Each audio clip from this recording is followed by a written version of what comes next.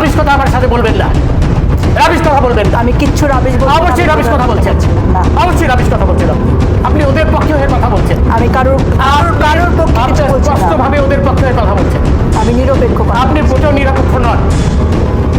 আরেকটি কথা দেখুন, আপনি আমার এই কথাটা একটুখানি বলেন। আমি একটু বলি, জনগণের আপনার যানবাহন রক্ষার দায়িত্ব পুলিশের, এবং সেটি রক্ষার স্বার্থে পুলিশ অবশ্যই করবে।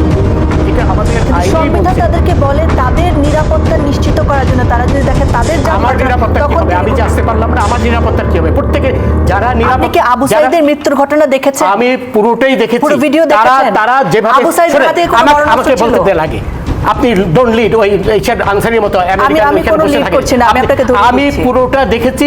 তারা যেভাবে সশস্ত্র হয়ে আক্রমণ করেছে, সেখানে পুলিশের অবশ্যই দায়িত্ব ছিল সেই সশস্ত্র আক্রমণ রোধ করার, বুঝলেন? এটা পুলিশের আইনি দায়িত্ব। আমাদের পেনাল কোড বলেন, আমাদের সিআরপিসি বলেন, সেই পুলিশকে সে ক্ষমতা দিয়েছে, কারণ পুলিশের দায়িত্ব, অন্যতম দায়িত্ব হচ্ছে আবু শান্তি সাঈদের রক্ষা হাতে করা। অস্ত্র ছিল?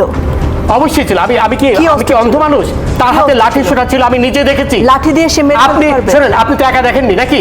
আরো অনেকেই দেখেছে। সেটাই বলছি, আমিও দেখেছি, কিন্তু আমি দেখেছি যে আপনার কথা শুনে মনে হচ্ছে না আপনি দেখেছেন।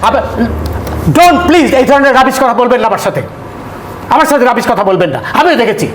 উত্তেজিত হবে আপনি আপনি আমাকে উত্তেজিত করছেন। আপনি তো তাদেরই পক্ষের লোক বলে মনে হচ্ছে। আমি অবশ্যই আপনি তাদের পক্ষে কথা শোনেন। এই যে সবুজ মিয়া মারা গেল ছাত্রলীগের, তাকে কে মারলো?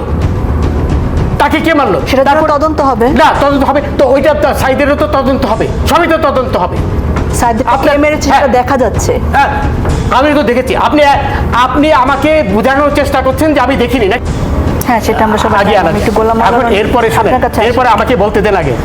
এরপরে আপনার প্রশ্ন করেছেন, এটা জবাব নেন, তারপরে বলছেন না তো আপনি প্রশ্নের উত্তর দিচ্ছেন। না, আমি আপনার প্রশ্ন, আমার প্রশ্নের উত্তর পাননি, অথবা আমার প্রশ্নের উত্তর বোঝার মতন মেধা আপনার নেই।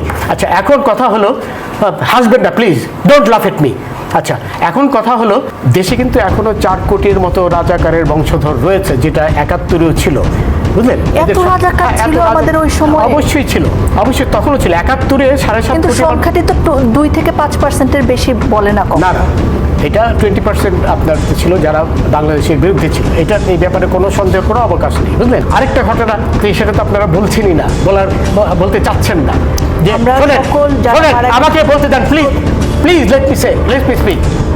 আমাকে বলতে দেন। আপনি কালকে চিটাগাঙে 12 জনকে ছাদের থেকে ফেলে দিয়েছেন এই সেনা শিবিরের লোকরা, সেটা আপনার কোনো খবরে আসেনি, আপনি সেই কথাটা তুললেন না। আপনি সেই একজনের কথা যারা প্রাণ দিয়েছে আপনি কি বলেছেন এই কথা?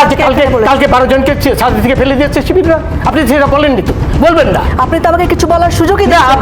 আপনি তো শুরুই করেছেন এইভাবে, যে আপনি পরিষ্কারভাবে প্রমাণ করেছেন আপনি তাদেরই লোক। আমি আবার রিপিট করছি, I have no hesitation in saying that. কারণ এটা আপনি বলেন কালকে নারী হিসেবে যে মিনিমাম সম্মান দেওয়া দরকার, সেটাও আপনি আমাকে সম্মান দিয়েছেন। আপনি আমাকে সম্মান দিয়েছেন। কোনো প্রকার অসম্মান করিনি। আপনি আপনি আবার নারীর কোটা চান, আবার এখানে নারীর সম্মান চাচ্ছেন। আপনি কোটার সম্মান, লিসেন টু মি। আপনি আমাকে প্রথমেই বলেছেন যে আমি দেখিনি, আপনি একাই দেখেছেন। এর চেয়ে বড় অসম্মান কি হতে পারে? অবশ্যই বলেছেন। আপনি আকার ইঙ্গিতে বলার চেষ্টা করেছেন। আপনি যে তাদেরই একজন, এটা আপনি পরিষ্কারভাবে প্রমাণ করেছেন। আবার বললেন যে নারীর সম্মান। আপনি, আমার ধারণা আপনার অন্য কোনো কারণে আজকে মন মেজাজ। না, আমার মন মেজাজ তো খারাপ হবেই। রাজাকাররা যখন 32 কিন্তু সেটা খুব বেশি আপনি আমার উপর ফেলতে পারেন না। আপনি শুরুই করেছেন তাদের পক্ষে নিয়ে কথা বলার জন্য। আমি এখানে আপনার সাথে যুদ্ধ করতে বসিনি, আমি আপনাকে প্রশ্ন করতে বসেছি। আপনি তাদেরই একজন লোক হয়ে এখানে বসেছেন। আমি কোনো প্রকার যুদ্ধ করতে, আমি এখানে নিরপেক্ষভাবে বসি। Please keep coed. আপনি এখানে অ্যাঙ্কার হিসেবে চুপ থাকা আমার কাজ নাই। যে নিরাপত্তার দায়িত্ব, সেটা আপনি পালন করেননি বলেই আমি উত্তেজিত হয়েছি। আবার নারীর কথা বলছেন আপনি শুরুর থেকেই। এখন এই যে 12 জনকে আপনার ছাদে থেকে ফেলে দিল, এই কথাটা তো বলেননি। এই কথা দিয়ে আপনার শুরু করা উচিত ছিল। সেই 12 জন হাসপাতালে করছে, সেটা দিয়ে আপনার শুরু করা উচিত ছিল। এই হিসাবে দেখতে আপনি একজন অ্যাঙ্কর, আপনি পুরুষ না নারী সেটা আমার তো বিবেচ্য বিষয় নয়। আমি মিনিমাম সম্মানের কথা বলছি। আপনি মিনিমাম সম্মান তো আমাকে করেননি। আপনি একজন বয়স্ক লোক, তাকে আপনি বারবার অপমান করার চেষ্টা